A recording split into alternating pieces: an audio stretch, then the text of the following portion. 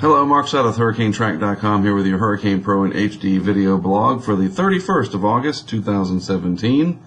I hope your Thursday is going well. Let's take a look at what's going on in the eastern Pacific. First of all, we have Tropical Storm Lidia, and it's getting ready to make landfall in the next little while along the Baja Peninsula here.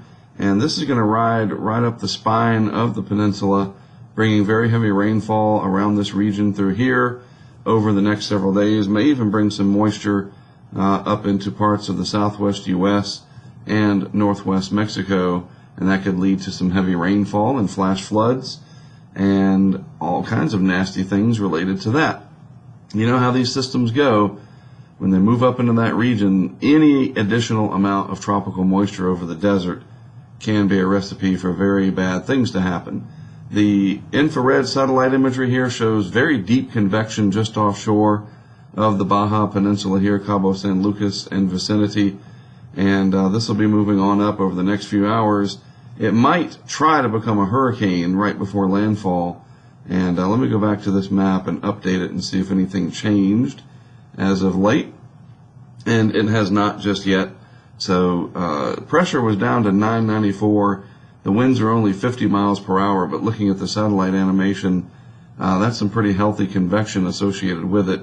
It doesn't matter necessarily whether or not it becomes a hurricane. That's just a label, and the wind speeds are not going to be the big problem here. It's going to be the very heavy rainfall over the Baja Peninsula, and then, like I mentioned, even into mainland Mexico. Now we have Hurricane Irma, a Category 2 hurricane. Already, it went from tropical storm to Cat 2 in no time at all. And you can see the forecast track there from the National Hurricane Center. It indicates this sort of west-southwest bend. So you folks here in the Lesser Antilles definitely want to pay attention to this over the next few days. And then even farther back from there, Puerto Rico and Hispaniola. It's hurricane season. You would be paying attention without me telling you that, right? But pay extra attention to this one, because that southwest dive, that west-southwest movement where it loses latitude, is troubling. Because normally if they're moving west-northwest like this, and you get an east coast trough that moves off over here, then that acts like a magnet. It creates a weakness and a door for these things to turn out to sea.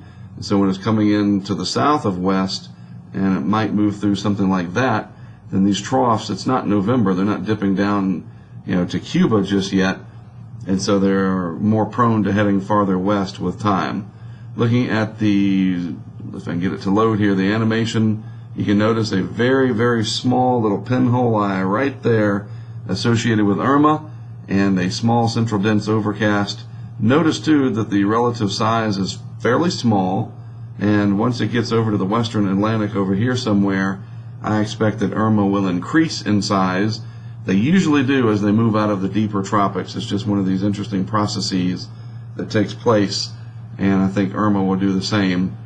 This is the remnant circulation of Harvey, sitting over northeastern Louisiana now with the center of circulation, but out to the east you have this strong onshore flow and these heavy bands of showers and embedded thunderstorms coming through, dropping very heavy rainfall across portions of the Florida Panhandle and the southeastern two-thirds of Alabama, and moving on up into Georgia. So please keep that in mind if you have travel plans through there. The vorticity signature of Harvey still looks very healthy here. Still a very well-bundled system. It's a good thing it's not going to move back out over the ocean. For example, if it was going to move something like this on a more easterly track than what it's going to do, it would probably re-strengthen into a hurricane again with time. But luckily, in one regard anyway, it's going to move up and over the through the Ohio Valley and die out there before reaching the mid-latitudes and being whisked away by the westerlies. And then you can see here the vorticity signature, and this just measures the spin in the atmosphere, and this is a powerful mid-latitude storm up here over the ocean, non-tropical in nature.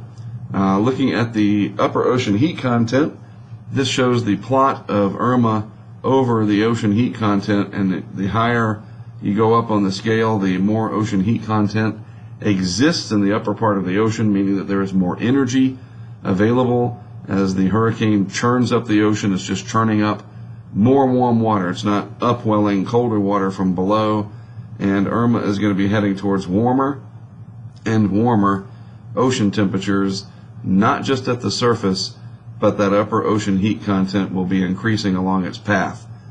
A radar shot of the deep south and vicinity, center of circulation with Harvey over here, but around it on the northwest side in Arkansas and on the southeast side through Louisiana into Mississippi over here. Fairly heavy rainfall, but the heaviest exists over here in parts of the Florida Panhandle, as I mentioned, southeast Alabama and into Georgia, and this whole mess is going to continue on over the next 12 to 24 hours as everything starts to lift out. Conditions will improve across this region quickly, which is good because they're going to need that for recovery efforts in the Houston area and farther south along the Texas coast where Harvey made landfall Friday night. All right, that's all I've got for now. I'm on the road back home from Texas, heading back to North Carolina. I will be doing updates concerning Irma. Obviously, that's going to be the top story over the next several days, and so you can certainly check Hurricane Pro and HD for new video blogs as I post them, and they will be every day here going forward. Not going to miss a beat as we watch this potentially important hurricane take shape. I am Mark Sudduth for HurricaneTrack.com, and of course for Hurricane Pro and HD. I'll have another video blog for you tomorrow.